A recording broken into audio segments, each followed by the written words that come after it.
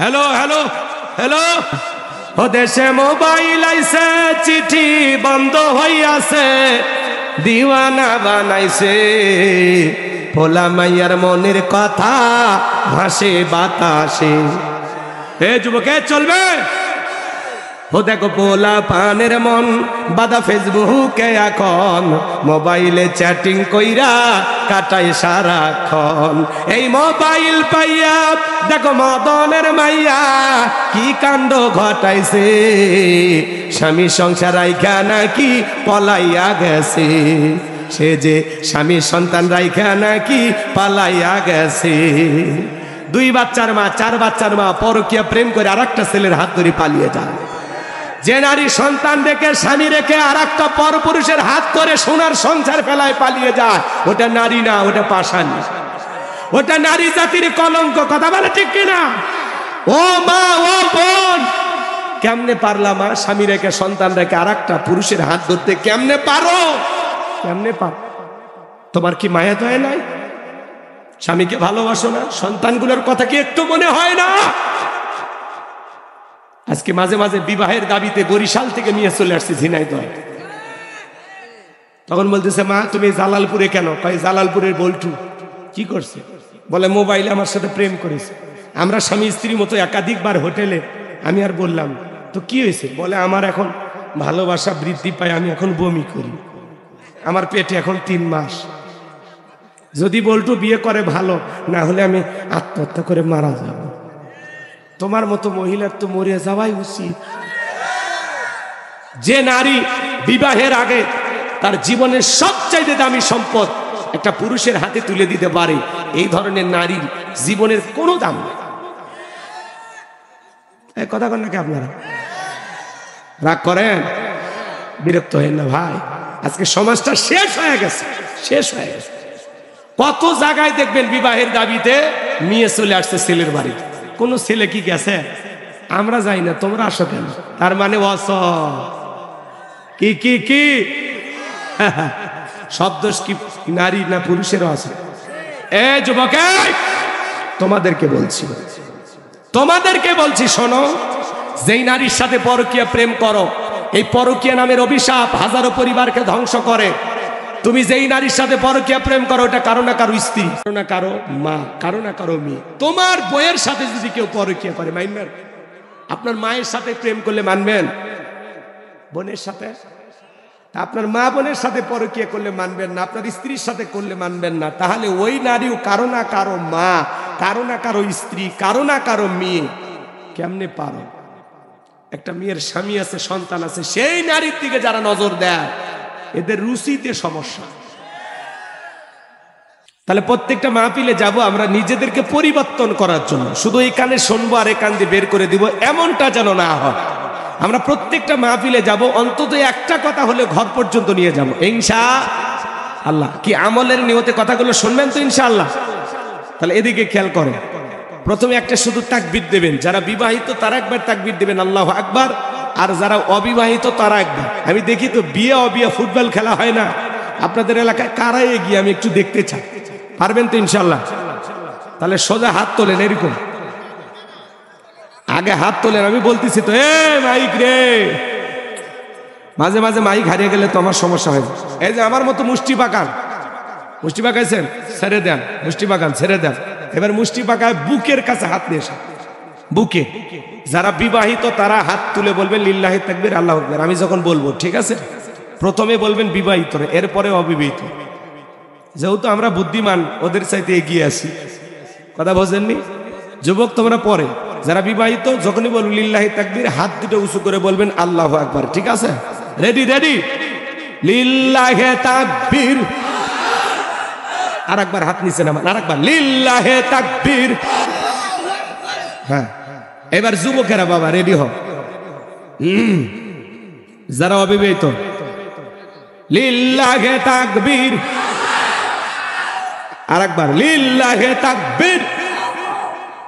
কারা এগিয়ে আছে মাহফিলের শেষে মুনাজাতের পরে ফলাফল দেওয়া হবে।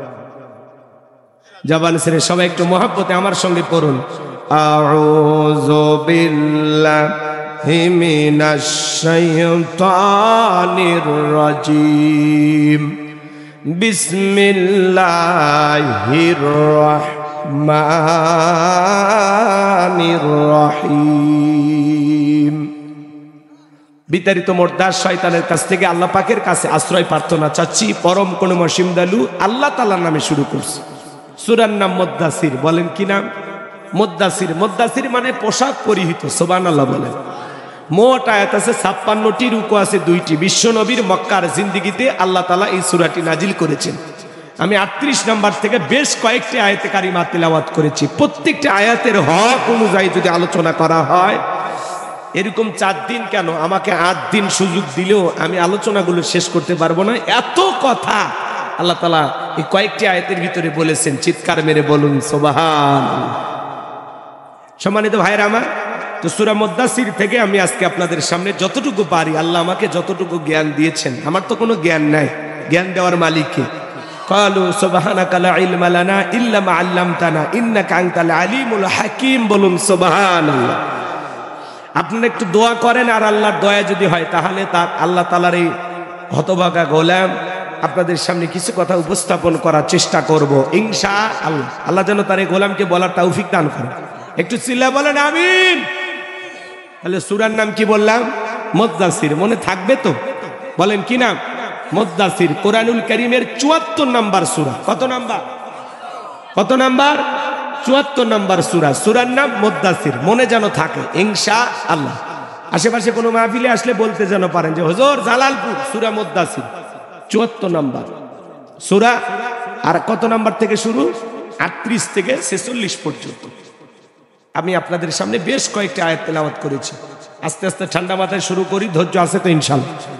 আপাতত 12:30 পর্যন্ত ওটা বসা করবেন না, এরকম নিয়ত আপনাদের আছে তো ইনশাআল্লাহ। 12:30 পর্যন্ত কারা কারা উঠবেন না 2 হাত তুলে বলেন ইনশাআল্লাহ।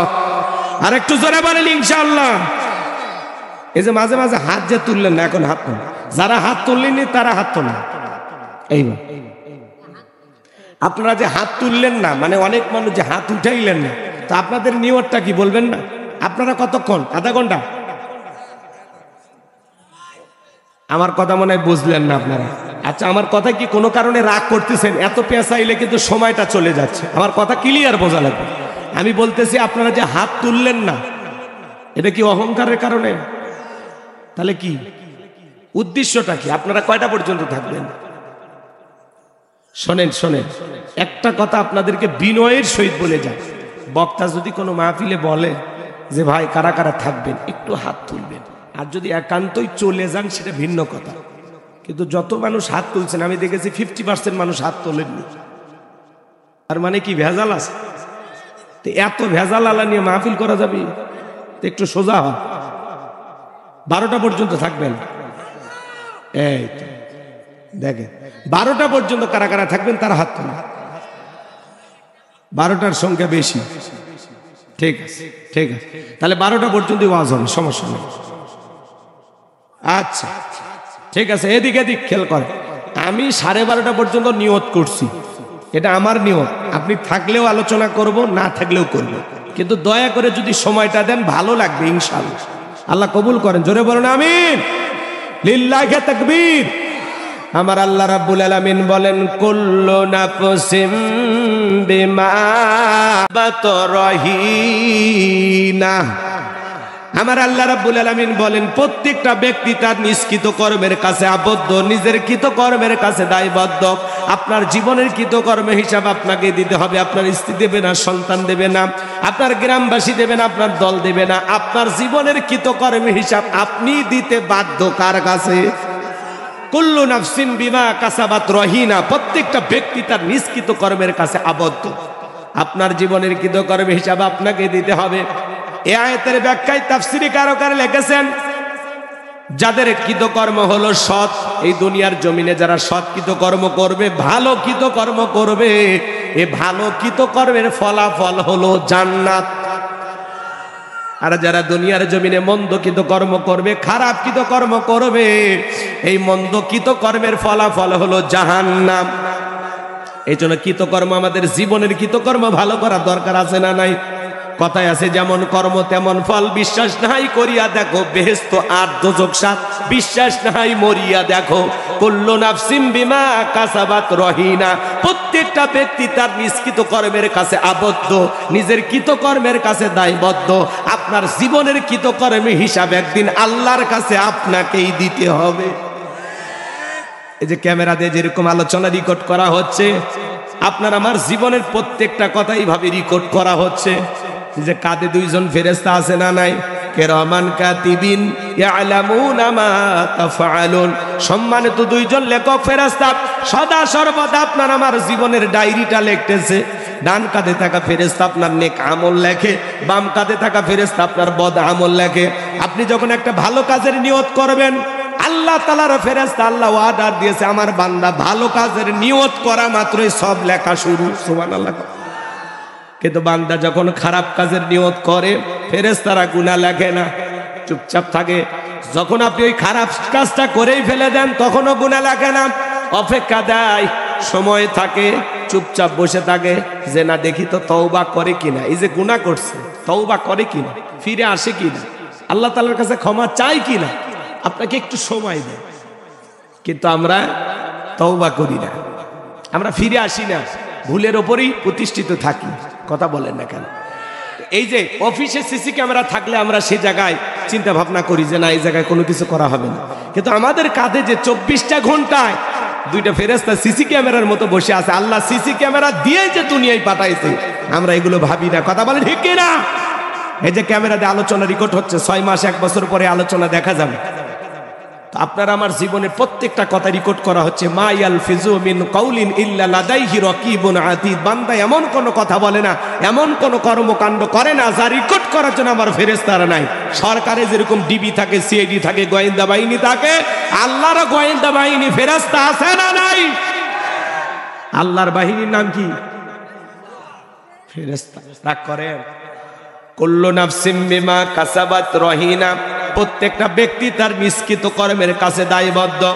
আপনার জীবনের কৃতকর্মের হিসাব আপনাকেই দিতে হবে। কিয়ামতের ময়দানে আল্লাহ তাআলা আপনার আমলনামা আপনার হাতে ধরিয়ে দেবেন আর বলবেন ইকরা কিতাবাকা, তোমার কিতাব তুমি পড়ো। আজকে তোমার হিসাব দেওয়ার জন্য তুমি নিজেই যথেষ্ট।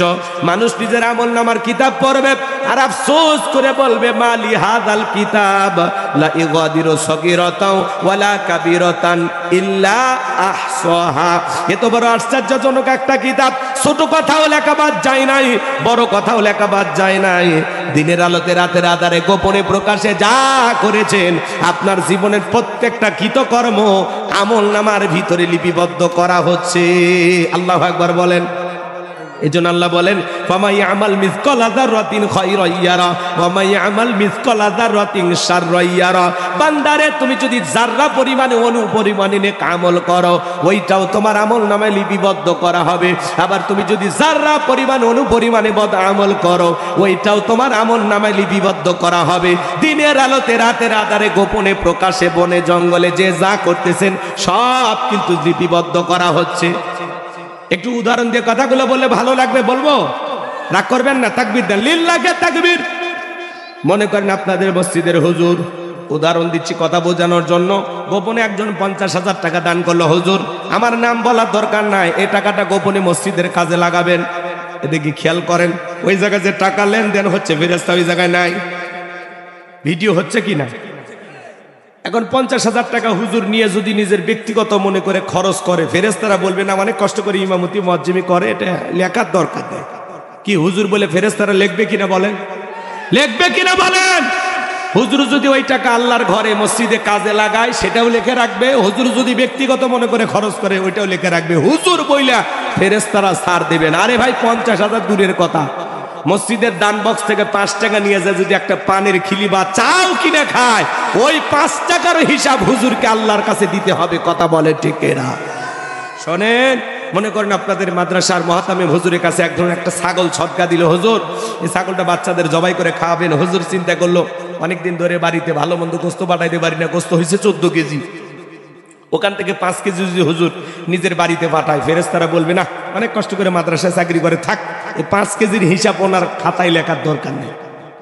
বলেন ভাই লিখবে কি না? সার আছে, সার আছে, হুজুর বলে সার আছে। হুজুর যদি 14 কেজি বাচ্চাদের, এটা সদকার জিনিস, বাচ্চাদের হক, হুজুর যদি বাচ্চাদেরকে রান্না করে খাওয়ায় ওইটাও লিখে রাখবে। হুজুর যদি ওখান থেকে 2-4 কেজি এদিক সেদিক করে সেটাও লিখে রাখবে। আরে ভাই 5 কেজি তো দূরের কথা, 50 গ্রাম গোস্ত এদিক সেদিক করলে ওই 50 গ্রামেরও হিসাব ফেরেশতারা লিখে রাখবে। তাহলে হুজুরেরা যা করে ফেরেশতারা দেখে আর লেখে, নেতারা যা করে ফেরেশতা দেখেও না লেখেও না। কথা কয় না কেন? মনে করেন ইউনিয়ন পরিষদের চেয়ারম্যান, লেখা আছে এখানে চাল 50 কেজি, এই গরিব মানুষ চাল পাবে কত? 50 কেজি। এখন চেয়ারম্যান সাহেব মাপে দেওয়ার সময় দিল 30 কেজি, বাকি 20 কেজি মাইরিয়া দিল। এখন বলতেছে ভাই লেখা আছে 50 কেজি, দিলেন 30 কেজি, ব্যাপার দেখি বেশি কথা বলিস না। সাঙ্গ পাঙ্গ চামচ পাতি নেতা এগুলো চালাইতে ওদের মোটরসাইকেলের তেল, ওদের দেখাশোনা করতে খরচ হয় বেটা। রাজনীতি সম্পর্কে কি জানো? বেশি কথা বললে 30 কেজি রেখে দে। কথা কয় না, কথা কয় না। চাল পাইছে 2000 বস্তা, আগে 1000 বস্তা ইউনিয়ন পরিষদে আসার আগে বিক্রি করা শেষ। কথা বল না আপনারা, কি ফেরেশতারা দেখে না? না, নেতা দেখে অবশ্য ফেরেশতারা ভয় করে। ওই দিন ফেরেশতারা ছুটির যায়, ফেরেশতাদের ছুটি আছে 24 ঘন্টায়। আপনি আমি যা করতেছি লিখতেছি, হুজুর করলেও লিখবে, নেতা করলেও লিখবে। ব্রিজে ঢুকানোর কথা রড ঢুকে দেয় বাঁশ, ব্রিজ উদ্বোধন করার আগে রুকু চলে যায়।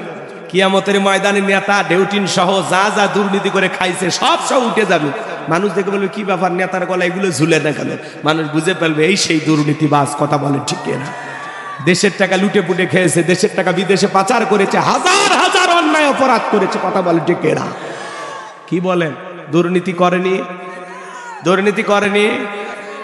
আজকে সমাজ শেষ হয়ে গেল। হ্যাঁ,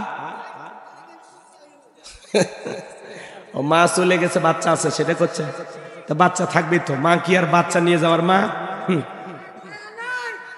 না না, লন্ডন আমেরিকা, এই শোনে, লন্ডন আমেরিকার মায়েরা যেরকম সন্তানকে খুব বেশি মহব্বত করে না, বাংলাদেশে উনি ধরেন ওই রকমই বাচ্চাদেরকে অত মহব্বত করে না। আমরা বারবার বলছিলাম ম্যাডাম পদত্যাগ করেন। আল্লাহ বলে কিসের পদত্যাগ? এরা যে অন্যায় অপরাধ করেছে শুধু পদত্যাগ, আমি আল্লাহ এদেরকে দেশ ত্যাগ করতে বাধ্য করব। কথা বলে ঠিক না? ইন্না বাতাসা রাব্বিকা লাশাদীদ, আল্লাহর পাকড়াও বড় কঠিন। আল্লাহ ধরে না, যেদিন ধরবে মামু বাড়ি দিল্লি গিয়ে পড়বে। কথা বলে ঠিক না? আছে, আজ আছে, বড় বড় কথা বলতো, ক্ষমতার দাম্ভিকতা, বড় বড় কথা বলতো। আর আমরা আগামীতে সিদ্ধান্ত নেব, আর যাই হোক কোন নারীকে এই দেশের প্রধানমন্ত্রী বানাবো। যেই দলেরই হোক, পুরুষ নেতা চাই। কারা কারা হাত তুলে দেখান? লিল্লাহি তাকবীর। হাত নামান। নারীদের দেখার দিন শেষ। আগামীতে পুরুষের বাংলাদেশ। নারীদের রাগ বেশি, জেদ বেশি, অভিমান বেশি। দেখেন না, স্বামীর সাথে ঝগড়া লাগা হাড়ি পাতিল ভাঙ্গে ফেলে দেয়। স্বামী তুলে আসার মারে রাগ করে বাপের বাড়ি চায়, তো রাগ করে দেশের জনগণকে ফেলাইয়া চলে গেছে। কথা কন, রাগ কারে কয়? দেখেন, রান্না করে ভাত পর্যন্ত খায়নি, এত রাগ করে চলে গেছে। আবার মাঝে মাঝে ওনার কল রেকর্ড ফাঁস হয়, বলে আমি দেশের কাছে আছি, শর্ট করে ঢুকবো। তো ঢুকবে নিতে বের হলেন কেন? কথা কন না কেন? আর আমরা বলতেছি যাওয়ার আগে তো বলে যাননি, আসার আগে এত বলা লাগবে কেন? যে দিক দিয়ে মন চাই, যে দিন মন চায় আপনি আসেন। আরে মেয়ে মানুষ কতদিন বাইরে থাকবেন? এই দেশ তো আপনার বাবার, এই দেশ তো আপনার স্বামীর। আপনি আসেন, আপনি আসেন। আমাদের অনেক মায়া মহব্বত, আপনি আসেন। আমাদের দেশের একজন মহিলা বাহিরে থাকবে, এটা তো মানা যায় না। আপনি আসেন। কথা কয় না গো? বুবু আইবা, তুমি আইবা গো, সেই দিন আইসা বুবু ক্ষমতা পাইবা না। ও বুবু আইবা, তুমি আইবা গো, সেই দিন আইসা বুবু ক্ষমতা পাইবা না। খোঁজ নাই বহু কাদের কাকার, অবস্থা খারাপ দরবেশ বাবার, হাউ নাঙ্কেল এখন সামনে আসে না।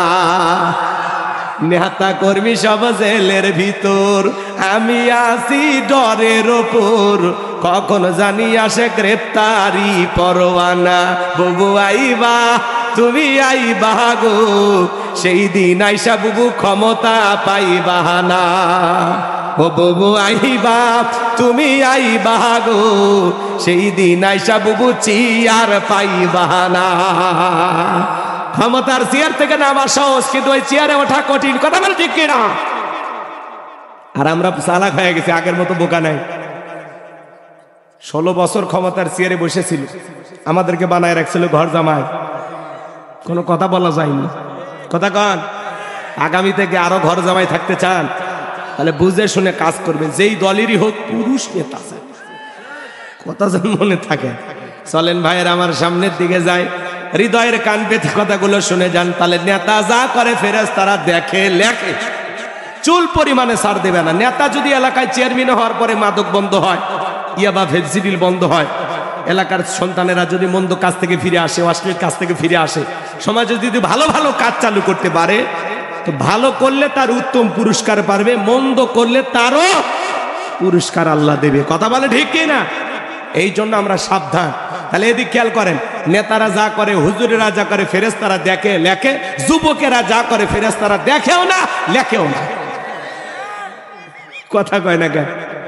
14ই ফেব্রুয়ারিতে কারে পার্কি নিয়ে ঘুরছো, কার পিছনে গোলাপ ফুল নিয়ে ঘুরছো, কি ফেরেশতারা দেখেনি? কার ওন্না ধরে টান দিয়েছো, কারে নিয়ে যায় কোথায় ঘুরেছো, কি যুবক, ফেরেশতারা লেখেনি? হ্যাঁ, যুবকেরা যা করে, কারে নিয়ে পার্ক, অবশ্য পার্কে ফেরেশতারা কমই যায়, ফেরেশতারা পার্কে যায় না। যুবক, তুমি যে পার্কের একটা নারীর হাত ধরে বসে আছো, কি মনে কর ফেরেশতারা নাই? দেখতেছে না, লিখতেছে না? গুনাহ করার আগে চিন্তা করবা যে আমি যে জায়গায় দাঁড়িয়ে গুনাহ করতেছি, কেউ না দেখলে একজন দেখেন, তিনি কে?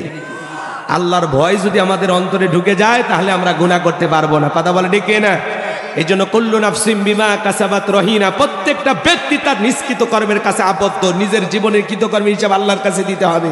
বিদায় সুদ খাওয়া যাবে না, ঘুষ খাওয়া যাবে না, জিনা ব্যভিচার করা যাবে না। হে যুবক, পিতামাতার মনে কষ্ট দেওয়া যাবে না, আত্মীয় স্বজনের হক নষ্ট করা যাবে না, জমির আল ঠেলা যাবে না, দুধে পানি মেশানো যাবে না, খাদ্যে ভেজাল দেওয়া যাবে না, ওজনে কম দেওয়া যাবে না, খারাপ কোনো কাজ করা যাবে না, মিথ্যা কথা বলা যাবে না, প্রতারণা করা যাবে না। মনে থাকবে তো ইনশাআল্লাহ? শোনেন ভাইয়েরা আমার, এই সমাজে যুবকেরা দেখেন বিয়ে করে, 1 লক্ষ টাকা কাবিন নামা ধার্য করে, মহরানা ধার্য করে, আছে না নাই? 1 লক্ষ টাকা আর মাত্র 1000 টাকার নাকের ফুল, ছেলের নাম আবুল, বলেছে কবুল, জীবন পুরোটাই ভুল। বিয়ে করে বাসর করে বউ নিয়ে প্রবেশ করেছে, বউ আছে খাটের ওপরে, ছেলে আছে সোফার ওপরে, স্ত্রী রেখে বলে কি গো স্বামী, কাছে কি আসবা না? বলে হুজুর বলেছে মহরানা পরিশোধ না করে বউকে স্পর্শ করা যাবে না। বলে তোমার মহরানা নাই? বলে না থাকলে কি আর জায়গায় দাঁড়িয়ে থাকি? কথা কয় না? মহরানার টাকা ফাঁকি দেয়। যারা নাকে রুমাল দিয়ে বিয়ে করতে যায় বুঝবেন ওর ভিতর ভেজাল আছে। মহরানার টাকা ফাঁকি দিয়েছে আর শ্বশুরের উপরে জুলুম করে যৌতুক নিয়েছে। কাঁচা পায়খানা খাওয়া যেমন হারাম, কন্যা পক্ষের কাছ থেকে জোর করে যৌতুক দাবি করা তেমনি হারাম। কথা বলেন? খালি ওই বিদ্যুৎ বিলের কাগজে লেখা থাকলে হবে না যৌতুক নেব না, যৌতুক দিব না, পল্লী বিদ্যুৎ, হ্যাঁ, ওই পোস্টারে লেখা থাকলে হবে না, নিজেদেরকে পরিবর্তন হওয়া লাগবে। এই যুবক, একটা শ্বশুর বাড়ির লোকজন আহারে 16 বছর 18 বছর একটা মেয়েকে লালন পালন করে কত কষ্ট করে তোমার হাতে তুলে দিল, তোমার মতো একটা অপরিচিত ছেলের হাতে। ওই দিন মা বাবা অজ্ঞান হয়ে যায়, কলিজাটা ছিঁড়ে যায়, কি যে কষ্ট হয় বিদায় বেলায়, মা বাবা ছাড়া কেউ বোঝে না। যেই মেয়েটাকে লালন পালন করে তোমার মতো একটা অপরিচিত ছেলের হাতে তুলে দিল, সেই শ্বশুরের ওপরে দাবি করে যৌতুক যারা নেয় এরা ছোট লোক। এরা কি ছোট লোক? আরে উল্টো তো তোমার শ্বশুরকে হাদিয়া দেয়া দরকার, একটা পালসার ডিসকভার শ্বশুরকে দেয়া দরকার। আব্বা যে জিনিস দিয়েছেন আমার ঘরে, আব্বা এটা হাদিয়া নেন। কথা কহা, উল্টো শ্বশুরও হাদিয়া দেওয়া দরকার। আর আমরা শ্বশুর বাড়ি থেকে যৌতুক নিই। আবার অনেকেই 500 জন 1000 জন বরযাত্রী নিয়ে যায় খায় মেয়ের বাড়িতে, জম্মের খাওয়া খায়। এরকম খাওয়ার সাথে ভিক্ষা করে খাওয়া ভালো। কে বলেছে আপনাকে যেই বিয়েতে যত খরচ কম সেই বিয়েতে তত বরকত বেশি? কন্যা পক্ষের লোকজন যদি বলে বাবা 20 জন, আলহামদুলিল্লাহ 20 জন নিয়ে যাবে। কেন বলেন যে আমরা অমুক বংশের লোক, আমরা 500 বরযাত্রী আসবো, 300 আসবো? কেন আপনার 300 লোককে খাওয়াইতে হবে? কেন? এটা একটা জুলুম না? কেন? যদি আপনার অনুষ্ঠান করা লাগে ছেলের বাড়িতে হবে, 10টা গরু জবাই করে 10,000 লোক খাওয়াই দেন, কোনো সমস্যা নাই। যত খাওয়ান ছেলের বাড়িতে, মেয়ের বাড়িতে জুলুম করা যাবে না। আবার দেখবেন হয়তো বা গ্রামের ভ্যান চালায়, রিক্সা চালায়, ওই লোক মনে করেন প্যান্ট শার্ট পরে খাওয়ার টেবিল বলে এই টেবিলটা একটু পরিষ্কার করেন তো, প্লেটে ময়লা কেন? এই গোস্তর বাটি এখানে রাখো, আমরা কিন্তু বরের দুলা ভাই। কথা কর, এমন হাফ সাপ নেয় একবারে 2 কেজি গোস্ত খেয়ে ফেলে দেয়। কর্তৃপক্ষের লোকজন হয়তো বা বিয়ে বাড়ি অনুষ্ঠানে হিসাব করছে 200 গ্রাম করে, আর ও খাইছে 2 কেজি।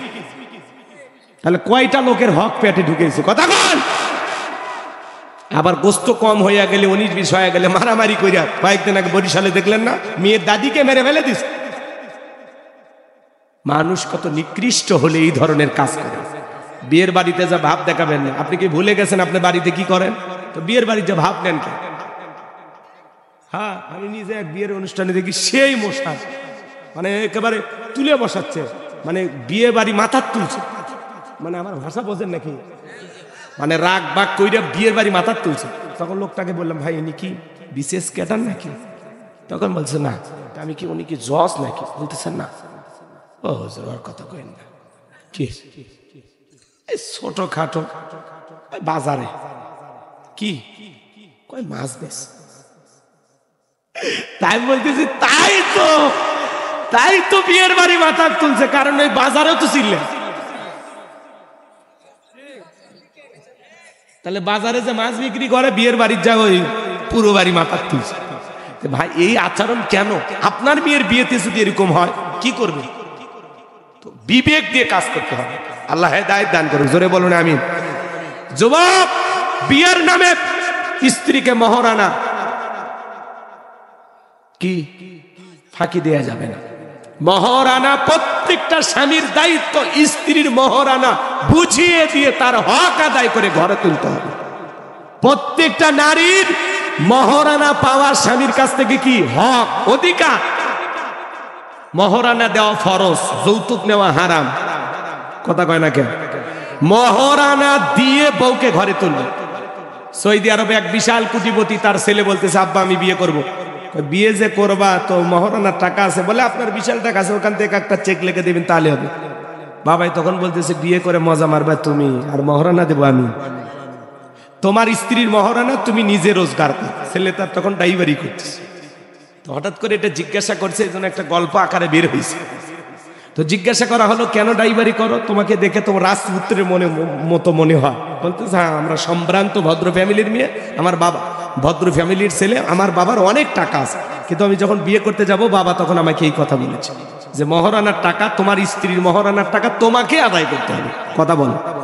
এইরকম বাবা হওয়া লাগবে। ছেলে যখন বলবে আব্বা আমি বিয়ে করব, তখন বলতে হবে, বাবা আগে মহারানার টাকা রেডি করো। বৌমাকে যে 50,000 1 লাখ টাকা মহারানা দিবা, তোমার স্ত্রীর মহারানাটা রেডি করো। কি কিন্তু আমাদের সমাজের বাবারা, হ্যাঁ ছেলে যদি 4টে হয় বাবার সাথে পারে কি? ওই বাপের মশানি আলাদা। দালালপুরের বাজারের লোকজন এক কাপ চা দিয়া যা। তখন বলতেছে, চাচা সেই গরম, ব্যাপারটা কি আজকে? কয় বড় ছেলের বিয়ের ডাক উঠছে, 3.5 লাখ টাকা নিয়ত করছি, 5 লাখ টাকা হলে ছেলের বিয়ে দেবে। মানে বেটা পালিনি, পালছে দেশে হারিয়ে গরু। কথা কন ঠিক কিনা? এলে যৌতুক লোভী বাবা আছে না নাই? আপনার লজ্জা হওয়া উচিত। আপনার ছেলে বিয়ে করবে আর আপনি যৌতুকের কন্ট্রাক্টারি করেন না, যে আমার ছেলেকে এত দিতেই হবে। কেন রে বাবা? আল্লাহ একটু হেদায়েত দান করুন। আপনারা এরকম বাবা হন যে না, ছেলে মহারানা দিয়ে আমার বৌমাকে ঘরে তুলবে। হারাম, হারামে কোনো বরকত নাই, হালালে বরকত আছে। আল্লাহ বুঝ দান করুন। জোরে বলুন আমিন। আর যুবক তোমরা শুনে যাও, যে কথা বলতে যাচ্ছিলাম বাজান, যেমন তেমন বিয়ে করলে হবে না। বিয়ের বাড়িতে নানান ধরনের সমস্যা আছে, নানান ধরনের আনুষ্ঠানিকতা আছে। আজকে সমাজে অশ্লীলতা ঢুকে গেছে। বিয়ের বাড়িতে হলুদের নামে অশ্লীলতা আছে না নাই? এরকম বক্স ভাড়া নিয়ে যায়, ডিক ডিক আওয়াজ দিয়ে 7 দিন ধরে গান বাজা আছে না নাই? মুরব্বী চাচা বলতেছে, বাবা এশার নামাজ হচ্ছে, একটু গানটা বন্ধ করো। বলে বিয়ে কি আমরা প্রতিদিন করব? কেন কি হয়েছে? আনন্দ দিয়ে একদিন হবে, যান। মুরব্বী এইবারে আশার নামাজ পড়তেছে আর এরকম কাঁদতেছে বক্সের আওয়াজে। হে যুবক, আজকে গান বাজনার মাধ্যমে বক্সের আওয়াজ দিয়ে ডিক ডিক করে মাটি কাঁপাইতেছো। একদিন কবরে যাইবা, এই কবরের মাটি তোরে নিয়া কাঁপাবে। সেদিন আর বাজার উপায় নাই। এই জন্য আমাদের সমাজে বিয়ের নামে অশ্লীলতা ঢুকে গেছে। বাজান গো আমার, আমি যে কথা বলতে চাচ্ছিলাম, আল্লাহর ওলি আমর বিনাশ বিবাহ করবেন, 2টা বছর হয়ে গেল কোনো পাত্রী খুঁজে পায় না। হঠাৎ করে একদিন আসরের নামাজের পরে তার এক বন্ধুর সাথে দেখা হয়ে গেল। ডেকে বলে, বন্ধু আমর বিয়ে কি করছো? বলে, না বিয়ে করি নাই, আমি তো নিজে বড় আলেম হতে পারি নাই, এমন একটা নারীকে আমি বিবাহ করব যেই নারী পর্দা করে, নামাজ পড়ে, কোরআন পড়ে, যেই নারীটা হলো নেককার, যার পেট থেকে একটা নেককার সন্তান জন্ম হবে, আর তাকে আমি এই জামানার বড় আলেম বানাবো। এইবার তার বন্ধু ডেকে বলে, দোস্ত এই গ্রামে একটা মেয়ে আছে, জন্মের পর থেকে তার মা বাবা সারা দুনিয়ার কাউকে দেখে নাই, তাই নাকি? বলে হ্যাঁ। সন্ধান নিলেন, সত্যি সত্যি মিলে গেল। এইবার আমর বিন আস সেই মেয়েটাকে বিবাহ করলেন। বাসর ঘরে যখন প্রবেশ করবেন, বউকে তাকায়া দেখেন তার প্রিয়তমা স্ত্রী বাসর ঘরের ভিতরে নামাজ আদায় করতেছে। বলেন আল্লাহু আকবার। মনে মনে ভাবতেছে, আল্লাহ চাইছিলাম যা পাইছিও তা। বউ বাসর ঘরে নামাজ পড়ে, এমন বউ পাইলে আমরাও খুশি না বেজার? কিন্তু আমাদের বাসর ঘরে কি নামাজ আছে? আমাদের বাসর ঘরে আছে ভিডিও। কথা কম। আমাদের বাসর ঘরে আছে কি? ভিডিও, মালা বদল, একজন আর একজন মালা দিতেছে। অমুসলিমদের সংস্কৃতি আমাদের ভিতরে ঢুকে গেছে। কথা বলেন। সেলফি তুলতেছে, ক্লিক, একটা সেলফি তুলে ফেসবুকে দেয়, দোস্তরে উত্তর পাড়া লাগিকে দেন মোহর ফাঁকি দিয়ে বিয়ে করলাম, দেখো তো আমার বউটা কেমন দেখা যায়। যারা বইয়ের ছবি ফেসবুকে ছাড়ে, এদের রুচিতে সমস্যা। এই বউ হলো পার্সোনাল জিনিস, পাবলিসিটি করার জিনিসটা। আমার বউ আমি দেখবো, অন্য মানুষকে দেখতে দেব? বইয়ের ছবি ফেসবুকে ছাড়ে, রাগ করেন? হ্যাঁ, বিয়ে করে বউ নিয়ে মোটরসাইকেল নিয়ে ঘরে, মানুষ কয় কার বউ? কয় আমার বউ। তো তুমি এইভাবে বউ নিয়ে মোটরসাইকেল নিয়ে সাজাইতেছো? কয় আমি তো নিজে ঘরে অনেকদিন দেখলাম, এলাকার লোকের হক নাই। এরকম হক আদায় করে পার্টি আসে না? না। তাহলে যুবক শুনে নাও, শুনে নাও, কেমন বউ দরকার জানো? আল্লাহর ওলি আমর বিন আস স্ত্রী বাসর ঘরে নামাজ শেষ করলেন, স্বামী স্ত্রী বাসর ঘরে প্রবেশ করলেন। এইবার বিবির সাথে সালাম বিনিময় হয়ে গেল। আমাদের বাসর ঘরে সালাম আছে? কথা বলেন, সালাম আছে? সালাম নাই। বাজান গো আমার, আমর বিন আস এইবার বিবির ঘোমটাটা তুললেন, চেহারার দিকে তাকাইলেন, মনটা খারাপ করে ঘর থেকে বের হয়ে আসলেন। বিবি চিন্তা করে, এত বড় আল্লাহর ওলি কেন ঘর থেকে বের হয়ে গেল? জীবনে কোনোদিন তো কোনো পুরুষের সাথে আমার দেখা হয় নাই, এটা আমার স্বামী, কেন আমার স্বামী আমার কাছ থেকে চলে গেল? কোনো বেয়াদবিও তো করলাম না। এইবার এক পা দুপা করে ঘরের দরজায় আসলেন, তাকায় দেখে স্বামী বাহিরে বারান্দার উপরে দাঁড়ায় আছে। ডেকে বলে, স্বামী আমি শুনেছি আপনি অনেক বড় আল্লাহর ওলি, আজকে আমার জীবনের প্রথম রাত বাসর রাত, আপনি যদি আজকে আমার হক না আদায় করেন, আপনি যত বড় আল্লাহর ওলি হন, কিয়ামতের ময়দানে আমি আপনাকে আসামির কাঠ গড়ায় দাঁড় করাবো। আল্লাহর ওলি মনের মধ্যে আখিরাতের ভয় আছে, পরকালের ভয় আছে বাজান। এইবার আমর বিন আস বাসর ঘরে প্রবেশ করলেন, বিবির সাথে ভালোবাসা বিনিময় করলেন। আর পরের দিন সকালবেলা ফজরের নামাজ পড়ে সেখান থেকে বের হয়ে চলে গেলেন। একদিন দুই দিন নয়, এক দুই বছর নয়, 25 বছর কেটে গেল। আমর বিন আস কোনোদিন আর বইয়ের খবর নিল না। কত বছর? 25 বছর পরে তাদের দাম্পত্য জীবনে কি ঘটনা ঘটে, কেন এবার সে রাগ করে চলে গেল, আমি কি পুরো ঘটনাটা আপনাদেরকে শোনাবো? কারা কারা শুনতে আগ্রহী আছেন বাজান? দুইটা হাত তুলে আল্লাহকে দেখা, লিল্লাহি তাকবীর। আল্লাহ বলেন, কুল্লু নাফসিন বিমা কাসাবাত রহিনা, প্রত্যেকটা ব্যক্তি তার নিষ্কৃত কর্মের কাছে আবদ্ধ থাকবে, নিজের কৃত কর্মের কাছে দায়বদ্ধ থাকতে হবে। আমার ভাইয়েরা, হে যুবক শুনে নাও, জেনে নাও, বাসর ঘরে তুমি বসে আছো, বিবি বলতেছে হুজুরকে আর কোনো উপায় বের করে দেয়নি? বলে হ্যাঁ। মেয়ে মনে মনে চিন্তা করে, 200-300 লোককে বাবা খাওয়াইলো গরু ছাগল জবাই করে, স্বামী যদি কাছে না আসে, ও 7-8 টাকা দিয়ে কি করব? বলেছে হুজুর বলেছে যদি স্ত্রী মাফ করে দেয়। আচ্ছা, এক দেখাই 1 লাখ টাকা মাফ হয়? এটা মাপ নেওয়া না ব্ল্যাকমেল করা? পরিস্থিতিতে ফেলিয়ে মাপ নেওয়া, মানে জোর করে একেবারে এমন এক জায়গায় ফেলে রাখছে যে টাকা মাফ করে দিলে তোর কাছে যাব, না হলে যাব, তোর মনে তুই থাক, আমার মনে আমি থাক। নিয়ে মানুষ দিল নরম, কথা কর, রাগ করতেছে। আমরা হয়ে গেছি ডিস্টার্ব। বউ ভাল লাগে, কিন্তু বইয়ের মহারানা দিতে মন চায়। এটা স্বামী হইল ভাই, কথা কর না। স্ত্রীর মহারানা পরিশোধ করবে। এক কথা বারবার আমি বলবো না, আপনাদেরকে কষ্ট দেব না। যে স্বামী স্ত্রী মহারানা যে স্বামী পরিশোধ করেনি, কিয়ামতের ময়দানে জিনাকারী নারী পুরুষের কাতারে আল্লাহ আপনাকে দাঁড় করায় তুলবে। ইসলাম যেটা বলেছে সেটা আপনাকে করতে হবে। ইসলামের আদেশকে, আল্লাহর বিধানকে বৃদ্ধাঙ্গুলি দেখানোর কোনো সুযোগ আপনার নাই। কথা ক্লিয়ার না ভেজাল আছে? 50,000 টাকা দিয়ে মাফ চান যে সোনা 50,000 দিলাম, বাকি 50,000 পরে দেব, তাও মাফ করে দেন। আপনি এক দেখায় 1 লাখ টাকা মাফ নেন। হ্যাঁ, আপনার বইয়ের কাছ থেকে যারা যারা মাপ নিচ্ছেন, আজকে যা জিজ্ঞাসা করবেন, সোনা ওই যে বাসনাতে যে মাফ করে দিয়েছিলাম, বলে হ্যাঁ মাফ করছি আমি,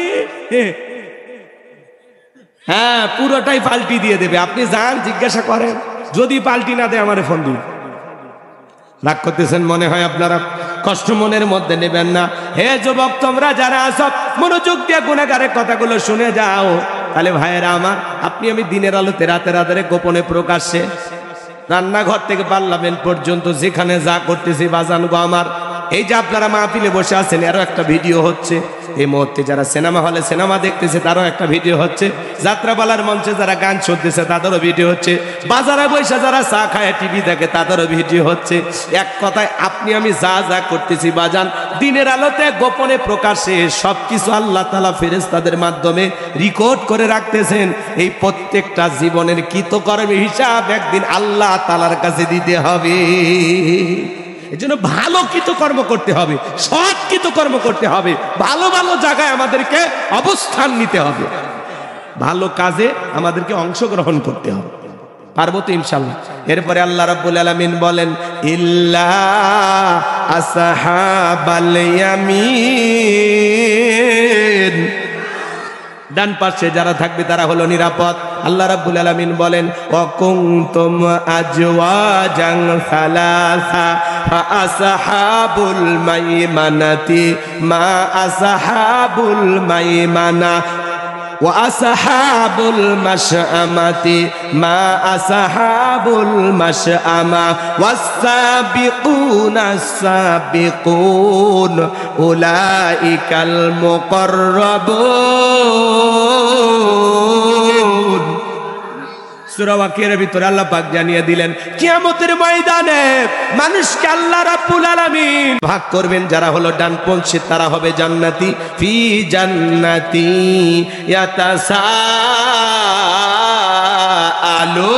ইয়াতাসাআলুন। ডান পাশে যারা থাকবে তারা নিরাপদে জান্নাতের বাগানে প্রবেশ করবে। জান্নাতের বাগানে প্রবেশ করার পরে একজন জান্নাতি আর একজন জান্নাতীর সাথে পরস্পরে গল্পে লিপ্ত হবে, জিজ্ঞাসাবাদ করবে, একজন আরেকজনের সাথে আলাপচারিতা করবে। বলুন সুবহানাল্লাহ। হে যুবক, এদিকে কান দিয়ে কথাগুলো শুনে যাও। আমি মনে করলাম দোয়া করলাম আল্লাহ আজকের মাহফিলের সভাপতি ডাক্তার মোহাম্মদ আফতাব হোসেনকে যেই জান্নাত দেবেন, আমারেও আপনি একই জান্নাত দেবেন। আল্লাহ যদি দয়া করে ওনাকেও জান্নাত দেয়, আমাকেও জান্নাত দেয়, তাহলে জান্নাতের ভিতরে একে অপরের সাথে সাক্ষাৎ হয়ে যাবে, পরস্পরে একে অপরকে জিজ্ঞাসাবাদ করবে, আলাপচারিতা হবে। ভাই আপনাকে দেখেছেন? হ্যাঁ, ওই যে ঝিনাইদহে গেছিলেন আপনি, ডাক্তার আফতাব সাহেব। জি জি জি। দেখে একজন আরেকজনকে আমরা কি করতে পারবো? চিনতে পারবো। আমি দোয়া করলাম আল্লাহ আজকের মাহফিলে যত নারী পুরুষ আমি গুনাহগারের আলোচনা শুনতেছি, আল্লাহ দয়া করে আমাদের সবাইকে একই জান্নাতে আপনি কবুল করে নেবেন। জোরে বলেন আমিন। আরেকটু জোরে বলেন আমিন। আরো একবার বলেন আমিন। এই যে আল্লাহ যদি দয়া করে আমাদেরকে একই জান্নাতে থাকার ব্যবস্থা করে দেয়, আল্লাহ যদি দয়া করে দেয়, তাহলে আপনারা আমাকে চিনতে পারবেন, আমিও আপনাদেরকে চিনতে পারবো। এজন্য আল্লাহ বলেন ফি জান্নাতি। এদিকে এই যান, তাফসীর করতে গেলে বোঝে না তো, ঘটনা বললে শোনে ভালো, এটা আমার জানা আছে, কিন্তু ওই প্রত্যেক দিন তো আর ঘটনা বলি না। আমি এক এক জায়গায় এক এক বিষয়ে আলোচনা করি। আপনারা একটু অপেক্ষা করেন ভাই, 12টার মধ্যে আমরা শেষ করে দেবো, টেনশন নেই। এদিক খেয়াল করেন, যদি ভালো না লাগে 12টার পরে আমি বলে দেব।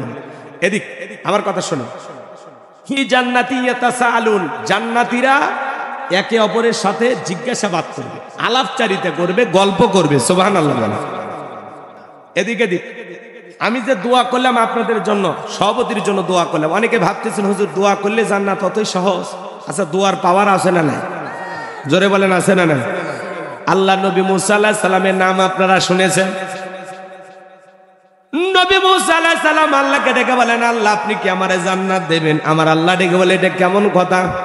নবী মানুষ, তুমি কেন তোমারে জান্নাত দেব না? অবশ্যই আমি আল্লাহ তাআলা তোমাকে জান্নাত দেব। সুবহানাল্লাহ। পৃথিবীর সকল নবীরা বিনা হিসাবে জান্নাতি। সুবহানাল্লাহ। কালকে 9টার পরে বললেন, আচ্ছা, নবীরা জান্নাতে যাচ্ছে, এটা শুনে খুশি হননি আপনারা? আমরাও যেন জান্নাতে যাই, আল্লাহ যেন কবুল করেন, এটা জোরে বলেন আমিন। এদিক শোনে, নবী মুসা ডেকে বলে, আল্লাহ জান্নাতে আমি যাব ঠিক আছে, তো জান্নাতে আমার প্রতিবেশী কি হবে, আমার পাশেই কে থাকবে, আমি একটু জানতে চাই। প্রতিবেশী যদি ভালো হয় বসবাস করে শান্তি পাওয়া যায়। কথা বলেন না কেন? আমাদের সমাজে প্রতিবেশী নিয়ে সমস্যা নাই। আপনি যে এলাকায় বসবাস করেন দেখবেন পাশের বাড়ির সাথে একটু 19-20 ঝামেলা হলে ওই রাস্তায় যদি আপনি হেঁটে যান, ওই রাস্তায় ব্যারিকেড দেয়, পাঁচির তুলে দেয়, বাধা দেয়, বলে আমার সাথে ঝগড়া লাগে আমার রাস্তাতে হেঁটে যাবা। এই যে ব্যারিকেড দিলাম, রাস্তার মধ্যে বেড়া দিলাম, এখন তুমি আসমান দিয়ে হেঁটে যাও। বলেন ঝগড়া করে কি না? আপনার বাড়ির পানিটা ওনার বাড়ির ধার দিয়ে একটু নেমে যায়, রাগ করে গর্ত খুঁড়ে বলে এই যে পানি এই জায়গায় জমা হবে, আমার বাড়ির ধার দিয়ে পানি নামতে দেবো না। এই যে টুকিটাকি ঝামেলা, বলেন প্রতিবেশীর সাথে হয় কিনা? যদি প্রতিবেশী ঝামেলা করে মনে হয় আপনি দুনিয়াতে জাহান্নামে আছেন, আর প্রতিবেশী যদি ভালো হয়, নম্র ভদ্র বিনয়ী হয়, তাহলে মনে হয় আপনি দুনিয়াতে জান্নাতে আছেন। এই যে আমাদের পাশের দেশ ভারত হলো আমাদের প্রতিবেশী, কথা কন। প্রতিবেশী যদি ভালো হয় ভালো লাগে। ভারত আমাদের যদি বন্ধুত্বের হাত বাড়ায়, আমরাও বন্ধুত্বের হাত বাড়াবো। কিন্তু ভারত যদি আমাদের দাদাগিরি দেখাতে চায়, প্রভুত্ব দেখাতে যায়, আমরা কোনোদিন ভারতের গোলামি করব না। কথা বলে ঠিক কিনা? আমরা না আমেরিকার গোলাম, না ভারতের গোলাম, আমরা আল্লাহর গোলাম। কথা বলেন। ভারত বন্ধুত্ব দিলে বন্ধুত্ব পাবে। আসেন বন্ধুত্বের হাত বাড়ান দাদা, আসেন। দাদারে তো বিশ্ববাসীর সামনে আল্লাহ অপমান করে দিছে। ফ্রান্সের প্রেসিডেন্ট দেখেন নাই, বড় বড় নেতাদের সাথে হাত মিলে, দাদা হাত তুলে রাখছে কিন্তু দাদার হাতের সাথে হাত লাগাই নাই। এদেশের মুসলমানদেরকে অপমান করবেন, ওই দেশের মুসলমানদেরকে হত্যা করবেন, মুসলমানদেরকে আপনি দেখে ঠাট্টা বিদ্রুপ করেন। আপনার অতীত ইতিহাস মানুষ ভুলে যায়নি। গুজরাটের হাজার হাজার মুসলমানকে হত্যা করার পিছনে 1 নাম্বার দায়ী। কথা বলেন ঠিক কিনা? ডোনাল্ড ট্রাম্পের কাছে গেছে, মনে করছে যে একটু পিরিতি জমাবো। ডোনাল্ড ট্রাম্পের কাছে বাংলাদেশ নিয়ে প্রশ্ন করা হয়েছে। ডোনাল্ড ট্রাম্প বলেছেন বাংলাদেশ নিয়ে আমেরিকার কোনো মাথা ব্যথা নাই। ডোনাল্ড ট্রাম্প বলেছেন বাংলাদেশের ফ্যাসিস্ট সরকার পতনের পিছনে আমেরিকার কোনো হাত নেই। ভারতই বরং শত বছর বাংলাদেশকে নিয়ে চর্চা করে, আমরা বাংলাদেশকে নিয়ে কোনো চর্চা করি না। কি উত্তর দিয়ে দিয়েছেন? দাদার মুখের দিকে তাকানো যায় না। ওরা মনে করেছিল যে ডোনাল্ড ট্রাম্পের একটু পটাইয়া বাংলাদেশের উপর একটা যে কোনো হস্তক্ষেপ আমেরিকার পক্ষ থেকে একটা করার গোপন ষড়যন্ত্র করেছিল। কিন্তু ওরা তো জানে না যিনি চেয়ারে বসে আছেন নোবেল বিজয়ী ডক্টর ইউনূস সাহেব, ওই জায়গায় পৌঁছার আগে গোপন খেলা খেলে দিছে। ওটি তো পাক্কা খেলোয়াড়। আল্লাহু আকবার খান। এই জন্য ভাইয়েরা আমার, ডোনাল্ড ট্রাম্পের কাছে যাওয়া কোনো লাভ হইল না। এখন ভারত নতুন সুর বলতেছে, বুঝতে পারছি আর হবে না। ভারতের এখন পররাষ্ট্র সচিব উনি বলতেছে আমরা আগের মতোই বাংলাদেশের সাথে বন্ধুত্বপূর্ণ সম্পর্ক বজায় রাখতে চাই। কেন দাদা সুর নরম হলো কেন? পেঁয়াজ দেবেন না, মরিচ দেবেন না, কত কথা বললেন, কই আমরা তো না খেয়ে না। আপনাদের ওই পেঁয়াজ মরিচ না আসাতে আমাদের দেশের যেগুলো মানে এই দেশে যতটুকু চাষাবাদ হয় আলহামদুলিল্লাহ, আমাদের দেশে যেটুকু প্রোডাকশন হয় তার মাধ্যমে আলহামদুলিল্লাহ অনেক ভালো আছি, আমরা অনেক ভালো আছি। পেঁয়াজের দাম 50-এর নিচে। কত টাকা? 30, 25, 20 আলহামদুলিল্লাহ। আলুর দাম, কাঁচামরিচ, এই যে আলহামদুলিল্লাহ আমরা ভালো আছি তো। বলেন আমরা ভালো আছি তো। আর যারা বলবে আগেই ভালো ছিলাম, বুঝা নেবেন ওরা স্বৈরাচারের দোষর। ওদেরকে 10 দিন করে আয়না ঘরে রাখা লাগবে, তাহলে ওর ব্রেন ঠিক হবে। রাগ করেন নাকি আপনারা? সম্মানিত ভাইয়েরা আমার, মন খারাপ করবেন না, কষ্ট মনের মধ্যে নেবেন না। প্রতিবেশী যদি বন্ধু হয় বন্ধুত্বের হাত বাড়াবো। ভারত আমাদের সাথে বন্ধুত্ব করলে আমরা মেনে নেব, কিন্তু ভারত যদি বাংলাদেশ সাথে দাদাগিরি করতে চায়, প্রভুত্ব ফলাইতে চায়, আমরা বন্ধুত্বের হাত বাড়াইতে রাজি, কিন্তু কাউকে প্রভু মানতে রাজি না। কারো দাদাগিরি বাংলাদেশে চলবে না। বাংলাদেশের মানুষ নিজের রক্ত দিয়ে স্বাধীনতার পতাকা কিনেছে, নিজের রক্ত দিয়ে জালেম স্বৈরাচারকে বিদায় করেছে। সেই দেশের মানুষ কারো গোলামি করতে পারে না, পারে না, পারে না। আমরা আল্লাহর গোলাম হতে রাজি আছি, কারো হাত তুলে দেখান। লিল্লাহি তাকবীর।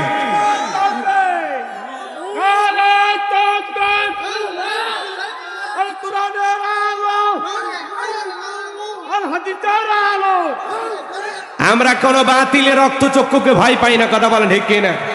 আমরা মুসলিম জাতির পিতা ইব্রাহিমের সন্তান। আপনি কার দিকে চোখ রাঙানি দেখান যে ইব্রাহিম খলিলুল্লাহ আল্লাহর খুশির জন্য নমরুদের আগুনে পুড়তেও রাজি, কথা বলেন ঠিক কিনা?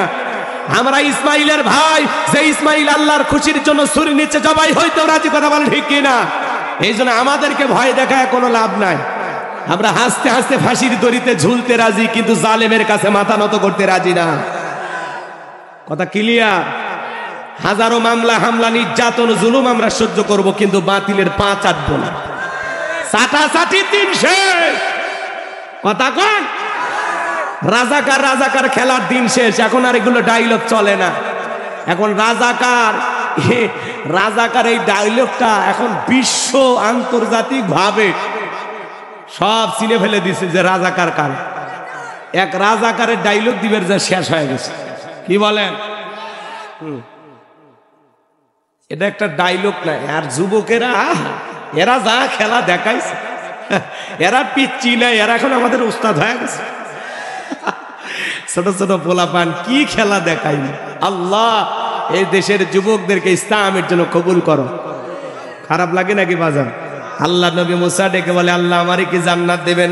আল্লাহ ডেকে বলে, অবশ্যই জান্নাত দেব। নবী মুসা জানতে চায় আল্লাহ প্রতিবেশী কে হবে? আমার আল্লাহ ডেকে বলে, পয়গাম্বার, জান্নাতে তোমার প্রতিবেশী হবে যে বর্তমানে দুনিয়াতে কসাই। সে 2 মিনিটে কথাটা বলবো, ঘটনা বলা মূল উদ্দেশ্য না বাজান। এখানে আমাদের শিক্ষণীয় বিষয় আছে। আমার ভাইয়ারা, নবী মুসা ডেকে বলে, আল্লাহ দুনিয়াতে এত মানুষ থাকতে কসাই কেন আমার সাথে জান্নাতে যাবে? আমার আল্লাহ ডেকে বলে, পয়গাম্বার, সবই যদি আমি বলে দেই তোমার কি কোনো দায়িত্ব নাই? যাও যাও, কসাইকে কেন জান্নাত দিলাম জানতে যদি চাও কসাইয়ের কাছে চলে যাও। নবী মুসা সেই বাজারে চলে আসলেন। কসাই গোস্ত বিক্রি করে কিছু গোস্ত নিয়ে বাড়ির পথে রওনা করেছেন। নবী মুসা ডেকে বলে, কসাই, আমি যদি তোমার বাড়ির মেহমান হই তোমার কি কোনো আপত্তি আছে? বলে, না, আমার কোনো আপত্তি নাই। এইবার বাজান গো আমার, আল্লাহ নবী মুসা আলাইহিস সালাম কসাইয়ের বাড়িতে গেলেন। কসাই নিজের হাতে গোস্ত রান্না করলেন, রুটি বানাইলেন। রুটি নিয়ে আর বাটির ভিতরে গোস্ত নিয়ে জনম দুঃখিনী মার মুখে মুখে তুলে খাওয়ায়। খাবার শেষে মা 2টা হাত তুলে দোয়া করে বলে, আল্লাহ, এই জামানার মুসা নবী যেই জান্নাতে থাকবে, আমার সন্তানকে আপনি একই জান্নাতে কবুল করে নেবেন। নবী মুসার সাথে জান্নাতে যাওয়ার জন্য মা দোয়া করলেন।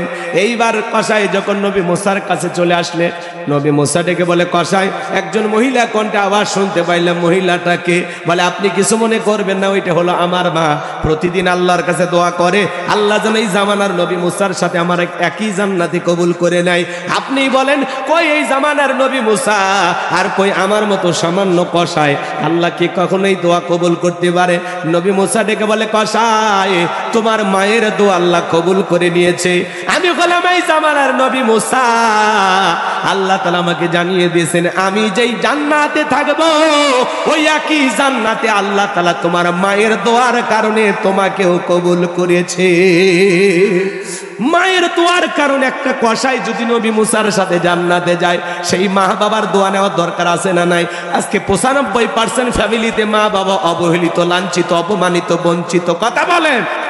এই জন্য আল্লাহ বলেন, ওয়াকাদ রাব্বুকা আল্লা তা'বুদু ইল্লা ইয়্যাহু ওয়া বিল ওয়ালিদাইনি ইহসানা। আল্লাহ বলে, আমার ইবাদত করো, আমার গোলামি করো, আমার ইবাদতের সাথে কাউকে শরীক করো না। আমার ইবাদতের পর তোমাদের দায়িত্ব হলো মাতা পিতার খেদমত করা, তাদের সাথে উত্তম আচরণ করা, মা বাবার সাথে ভালো ব্যবহার করা লাগবে, উত্তম আচরণ করা লাগবে। আমার আল্লাহ ডেকে বলেন, হামালাতুহু উম্মুহু ওয়াহনান আলা ওয়াহনি ওয়া ফিসালুহু ফি আমাইনি আনিশকুরলি ওয়ালিওয়ালিদাইক ইলাইয়াল মাসির।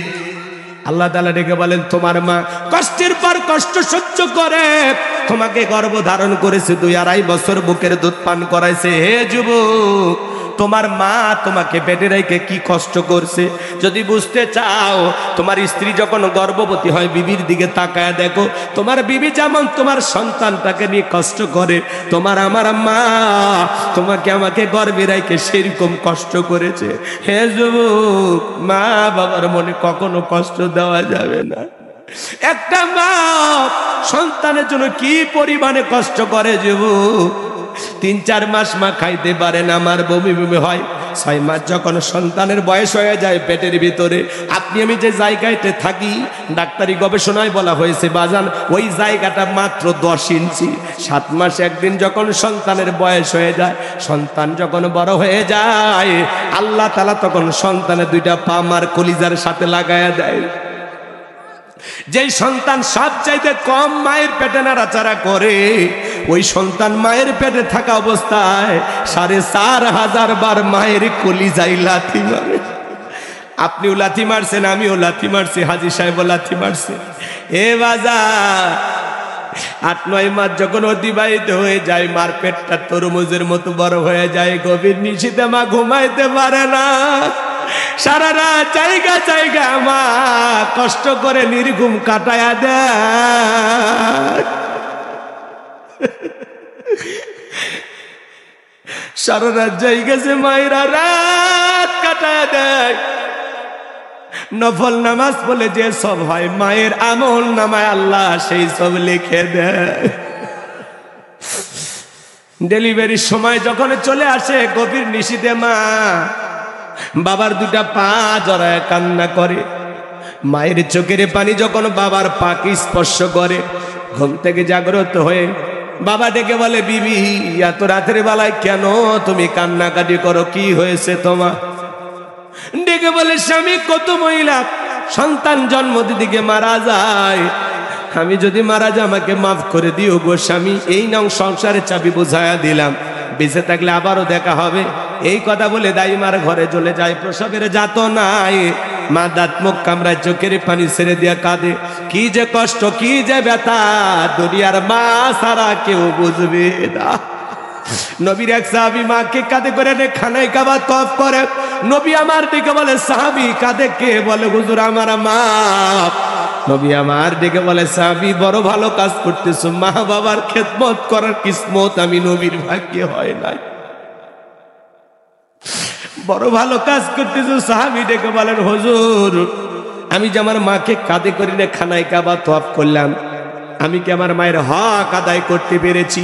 বিশ্ব নবী ডেকে বলে, সাহাবী আল্লাহ তাআলা তোমাকে যদি কিয়ামত পর্যন্ত হায়াত দেয়, আর তুমি যদি তোমার মাকে নিয়ে কাঁধে নিয়ে এইভাবে খানায় কাবা তওয়াফ করো, তোমার মা তোমাকে জন্ম দেওয়ার সময় প্রসবের যাতনায় আ শব্দ করেছিল, ওই একটা আ শব্দের হক দুনিয়ার কোন সন্তান আদায় করতে পারবে না। আল্লাহু আকবার। ওই আ শব্দের হক দুনিয়ার কোন সন্তান আদায় করতে পারবে না। এই জন্য আল্লাহ রাসূল বলেছেন, হুমা জান্নাতুকা নারুকা, তোমার পিতা মাতাই তোমার বেহেশত, তোমার পিতা মাতাই তোমার দোজখ। হে যুবক, পিতা মাতা খুশি, আরশের মালিক আল্লাহ খুশি, পিতা মাতা বেজার, আরশের মালিক আল্লাহ বেজার। সেই জন্য মা বাবার মনে কখনো কষ্ট দেওয়া যাবে না। একটা মা সন্তানের জন্য কত কষ্ট করে। 2টা মিনিট যদি আপনাদের কাছে চাই, আপনারা কে দেবেন? পাকিস্তান গালেবান বস্তি এলাকার ঘটনা বাজান। স্বামী স্ত্রীর দাম্পত্য জীবনে সুখ আর শান্তির অভাব ছিল না। স্বামী স্ত্রী গরিব, কিন্তু ভালোবাসার অভাব নাই। দেখেন অনেক গরিব স্বামী স্ত্রী আছে, সংসারে কিন্তু কোনো অশান্তি নাই। কথা বলেন না কেন? টাকাই যত অশান্তির মূল কারণ। কোটি কোটি টাকার মালিক বউ এক খাটে ঘুমায়, স্বামী আলাদা খাটে ঘুমায়। আর দেখেন আলু ভর্তা দিয়ে ভাত খায়, রিক্সা চালায়, ভ্যান চালায়, মাঠে কাজ করে, বউরে কোলে নিয়ে ঘুমায়। শান্তি কিন্তু আল্লাহর দেয়া একটা নিয়ামত, এটা বাজারে কিনতে পাওয়া যায় না। লক্ষ টাকার খাট বড় লোকের ঘরে থাকতে পারে, আর গরিব মানুষের ঘরে একটা চৌকি থাকতে পারে, কিন্তু ওই চৌকির ভিতরেই ভালোবাসা আছে না নাই? এটা আল্লাহর দেয়া নিয়ামত। তো তাদের দাম্পত্য জীবনে সুখের কোনো অভাব ছিল না। বেশি দিন সুখ তার কপালে ছিল না। স্বামী মারা গেল, তাদের কোল আলোকিত করে একটা সন্তান আল্লাহ দিয়েছেন। ছেলেটার বয়স যখন 4 বছর, বাবা মারা গেল। মহিলা টেনশনে পড়ে গেল, আরে এত ভালোবাসার স্বামীটা আমার মারা গেল, এখন আমি কি করব? অন্য আর একটা স্বামী যদি গ্রহণ করি, সে যদি আমার সন্তানটাকে ভালোবাসতে না দেয়, সে যদি বাবার মতো আদর না করে, আমি মা এই কষ্ট সহ্য করতে পারবো না। প্রয়োজনে আমার সন্তানের মুখের দিকে তাকায় আর জীবনে কোনোদিন আমি বিবাহ করব না। দুঃখিনী মা তখন মানুষের বাড়িতে চাকরের কাজ করতে লাগলেন বাজান। সেখান থেকে যেটুকু খাবার পায় সেটা দিয়ে সন্তানটাকে নিজেও খাওয়ায়, মাও খায়। এইভাবে কিছুদিন চলতে চলতে ছেলেটা যখন বড় হয়ে গেল, দুঃখের মা সুন্দরী একটা মেয়ে দেখা ছেলেটার বিবাহের ব্যবস্থা করলেন। কিছুদিন সংসারে ভালোই চললো, কিন্তু ওই যে সুখ আর বেশি দিন সয় না, কথায় আছে না বাজান। এইবার কিছুদিন পরে বউ শাশুড়ির যুদ্ধ লেগে গেল। কথায় কথায় বউ শাশুড়ি কি লাগে? যুদ্ধ লাগে। এই পৃথিবীর জমিনে সমস্ত শাশুড়ি গুলো যদি ছেলের বউটাকে নিজের মায়ের, এদিকে নিজের মেয়ের মতো ভালোবাসতো, আর প্রত্যেকটা ছেলের বউগুলো যদি শাশুড়িকে নিজের মায়ের মতো মনে করত, তাহলে এই জীবনে বউ শাশুড়ির যুদ্ধ হইতো। শাশুড়ির উচিত ছেলের বউটাকে নিজের মেয়ের মতো ভালোবাসা, নিজের মেয়ের মতো। নিজের মেয়ের যেরকম 2-4টা ত্রুটি থাকলে আপনি সংশোধন করে দেন, ছেলের বউয়ের 2-4টা ভুল ত্রুটি মাফ করে দিতে হবে। আর শাশুড়িদের উচিত, শাশুড়ি হলো মুরব্বী, মায়ের মতো। আজকে তুমি বউ, তুমি একদিন শাশুড়ি হইবা। আজকে তুমি তোমার স্বামীকে আলাদা করার জন্য নানান ধরনের ষড়যন্ত্র করো, মনে রাখবা একদিন তুমিও শাশুড়ি হইবা। সেদিন যদি তোমার ছেলের বউ তোমার সন্তানকে তোমার কাছ থেকে আলাদা করে, কেমন লাগবে? কেমন লাগবে? আজকে বউ, কালকেই শাশুড়ি তুমি। 2 দিন আগের পরে ব্যালেন্স করে চলতে হবে। বইয়ের ভালোবাসা বইয়ের কাছে, মায়ের ভালোবাসা মায়ের কাছে। কাউকে বেশি প্রাধান্য দিতে গিয়ে কাউকে অবহেলা করা যাবে না। কথা কন। বইয়ের ভালোবাসাটা গোপন, আর মায়ের ভালোবাসাটা ওপেন। বউকে বুঝাইতে হবে। বউ মায়ের বিরুদ্ধে 2-1টা কথা বলতে গেলে, বাদ দাও তো, বয়স হয়ে গেছে, তোমার মা এরকম করলে কি করতে, বাদ দাও, বাদ দাও, শোনা আমি তো তোমার ভালোবাসা, আসো তো বুকের ভিতরে, আসো তো। কথা কয় না। একটু আদর করলেন, 2টা মিষ্টি কথা বলেন। আপনারা মায়ের বকা এরকম 10 দিন বকা দিলে আর কিচ্ছু মনে হবে না। পুরুষ মানুষ চুটকি মারলে কথা কয় না। কৌশল বেশি শিখাইলে মানুষ খারাপ হয়। হুজুরিয়া তো নিচে নামেন কেন? বেশি নিচে নামা যাবে না, আমার এইটা ইজ্জত সম্মান আছে। রাগ করেন নাকি আপনারা? বউকে পটানোর কিছু টিপস আছে, ফোন দেবেন, আমার ফোনে বলে দেব। কথা কয় না কেন? রাগ করেন? আমার ভাইরা মন খারাপ করবেন না, চলেন সামনের দিকে যাই। আমি যে কথা বলতে চাচ্ছিলাম, এইবার পাকিস্তান গালিবান বস্তি এলাকার সেই ছেলেটা বউরে বকা দেয়, মারেও বকা দেয়, 2 জনের মধ্যে সমান ইনসাফ প্রতিষ্ঠিত করে। হঠাৎ করে বউ রাগ করে বাবার বাড়িতে চলে গেল। বাড়িতে এসে বলে, মা, আমার প্রিয়তম স্ত্রী কোথায়? বলে, আমার সাথে ঝগড়া করে তোর শ্বশুর বাড়িতে চলে গেছে। স্ত্রীকে আনার জন্য চলে গেছে। ছেলেটা ছিল বউ পাগল। ডেকে বলে, শোনো, ওই বাড়িতে যাইতে রাজি আছি, তুমি যদি নিজের হাতে তোমার মাকে শাসন করো। বলে, আমি রাজি আছি, চলো, এইবার ঝামেলা লাগুক, আমি দেখবো নি। এইবার যাদেন বাজান গো আমার, আবারও বউ শাশুড়ির মধ্যে ঝগড়া লেগে গেছে। এইবার ছেলেটা বইয়ের পক্ষ নিয়ে নিজের মারি পিটানো শুরু করলো। আঘাত করতে করতে একটা লাঠি দিয়ে বাড়ি মারছে। মার কপাল ফেটে রক্ত ঝরতেছে। দুঃখিনী মা ডেকে বলে, সন্তান, বইয়ের কথা শুনে আমার শরীরে এত বড় আঘাত করলি, এই যে আমার শরীর থেকে রক্ত জড়াইলি রে বাবা, আমি মা তোরে জন্ম দিতে গিয়ে এরকম 1 বালতি রক্ত নিজের শরীর থেকে ঢেলে ফেলে দিয়েছে। আমার পেটে তোর এই রক্ত খাওয়ায় আমি মা তোরে লালন পালন করছিলাম রে বাবা। আজকে বইয়ের কথা শুনে মারে পিটাইলি। মাঝে মাঝে এখন সুযোগ পাইলেই মারে পিটাই। একদিন আঘাত করতে করতে সাহস হয়ে গেছে। এখন একটু ঝগড়া লাগলে ছেলেটা মাকে মারে, একটু ঝগড়া লাগলে ছেলেটা মাকে মারে। আবারও বউ রাগান্বিত হয়ে শ্বশুর বাড়িতে চলে গেছে। বাড়িতে এসে বলে, মা, আমার বউ কোথায়? বলে, বিশ্বাস কর বাবা, আজকে তোর বউয়ের সাথে আমি ঝগড়া লাগিনি, তোর বউ ইচ্ছা করে চলে গেছে, আমি জানি না। ছেলেটা বউ আনার জন্য গেছে। ডেকে বলে, বউ আবার কেন আসছো? বলে, শোনো, ওই বাড়িতে হয় তোমার মা থাকবে, না হয় আমি থাকবো। মাঝে মাঝে দেখেন না, বউ এরকম বিপদে ফেলে দেয়। আজকে তোমাকে প্রমাণ দেওয়া লাগবে তোমার কাছে মা বড় না বউ বড়। কথা কর না কেন? মাকে যদি বেশি ভালোবাসো, মায়ের আসলে তলে থাকো, বউয়ের কাছে আসো না, যাও। আছে না? এই পাগলি গুলারে কেমনে বুঝাবেন? এদের তো মানুষ করা যায় না। বাঁকাহারের তৈরি, বেশি সোজা করবে গেলে ঝামেলা। কথা কর না কেন? বেশি সোজাও করা যায় না, ওদের সাথে তাল মিলেই চলা লাগে। রাগ করে? মাঝে মাঝে বইয়ের সাথে একটু রসিকতা করবে। শেষের দিকে বলবো না, চলেন সামনের দিকে যাই, এই ঘটনাটা একটু নিয়ে যায়, কষ্ট হচ্ছে আপনাদের। স্ত্রী বলতেছে শোনো, হয় ওই বাড়িতে তোমার মা থাকবে, না হয় আমি থাকবো, তুমি চয়েস করো, মা চাও না বউ চাও। ছেলেটা হলো বউ পাগল, আগেই বলছি কি পাগল। অনেক ছেলে আছে না বউ পাগল, বউ যদি কয় দাঁড়িয়ে থেকে পেশাব করো তাই করে, আছে না, মানে বউয়ের পাগল, বউ বলতে অন্ধ, বউ ভক্ত স্বামী, বুঝছেন? তো বলতেছে তুমি কি বলতে চাও বলো তো, একটু বুঝাই আমাকে বল। তখন বলতেছে শোনো, তুমি যদি তোমার মাকে নিজের হাতে হত্যা করো। ছেলেটা চমকে উঠছে, কি বলো তুমি, মাকে কেন হত্যা করবো? আর যদি মাকে আমি হত্যা করি, পাকিস্তানের পুলিশ আমাকে ধরে নিয়ে যাবে, আর তোমাকেও পাইলাম না, মারেও হারাইলাম, এমন জীবন দিয়ে আমি কি করব বলে না? আমি মহিলা মানুষ, কিভাবে মহিলার দিল নরম করা যায়, বুদ্ধি কৌশল যা আছে আমার কাছে আছে, আমি তোমারে শিখায় দিতেছি। আমি যা যা বলবো এই অনুযায়ী যদি তুমি কাজ করো, সাপও মরবে, লাঠিও ভাঙবে না। কি বলো? এবার স্ত্রী শিখায় দিয়েছে, শোনো, আজকে যখন আমরা বাড়িতে ফিরবো, তোমার মায়ের জন্য তুমি কমলা কিনবা। স্ত্রী যা যা শিখায় দিয়েছে। এইবার ছেলেটা কমলা কিনে বাড়ির দরজায় এসে ডাক দিয়ে বলে, মা দরজা খুলে দাও মা।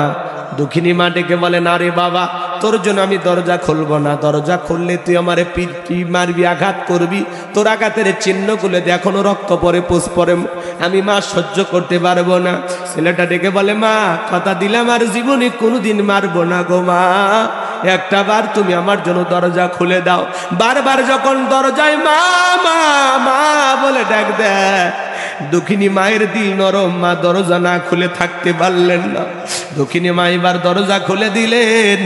এইবার ছেলেটা ঘরের দরজা খোলা মাত্রই মায়ের দুটা পা জড়ায় ধরছে আর ডেকে বলে, মা অনেক আঘাত করেছি, পিটাইছি, ও মা তোমারে অনেক কষ্ট দিয়েছি, তুমি যদি মাফ না করো মা,